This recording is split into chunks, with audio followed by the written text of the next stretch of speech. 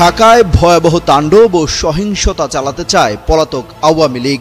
এজন্য একযোগে নামাতে চায় গেরিলা বাহিনী। তাদের ঢাকা, দিল্লি, কলকাতা সহ বিভিন্ন জায়গায় দেয়া হয়েছে গোপনে প্রশিক্ষণ। অভিযোগ উঠেছে খোদ এই প্রশিক্ষণ দিচ্ছে সেনাবাহিনীরই এক শীর্ষ কর্মকর্তা। এরই মধ্যে সেনা হেফাজতে নেওয়া হয়েছে মেজর সাদিক নামে সেনাবাহিনীর একজন অফিসারকে। শুরু হয়েছে তার বিরুদ্ধে তদন্ত।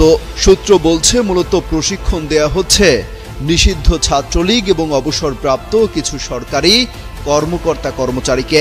তারা আওয়ামী লীগকে ফেরাতে মরিয়া হয়ে উঠেছে। শঙ্কা করা হচ্ছে ঢাকার শাহবাগকে টার্গেট করে ব্যাপক নাশকতা চালাতে পারে কার্যক্রম নিষিদ্ধ থাকা আওয়ামী লীগ। আগামী 5 আগস্ট শেখ হাসিনার সরকারের পতনের 1 বছর পূর্ণ হতে যাচ্ছে।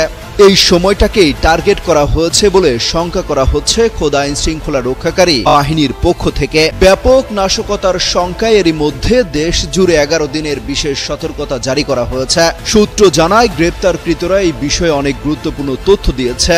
এসব তথ্য যাচাই করে দেখা হচ্ছে। তারা জানিয়েছে ঢাকা দখল করাই ছিল তাদের প্রধান টার্গেট। এজন্য তারা সাবেক প্রধানমন্ত্রী শেখ হাসিনার নির্দেশের অপেক্ষায় ছিলেন। পরিকল্পনা মোতাবেক শেখ হাসিনার নির্দেশ পাওয়ার সঙ্গে সঙ্গে সারা দেশ থেকে তালিকাভুক্ত হাজার হাজার নেতাকর্মী একযোগে ঢাকায় চলে আসবেন বলেও জানাচ্ছেন তারা।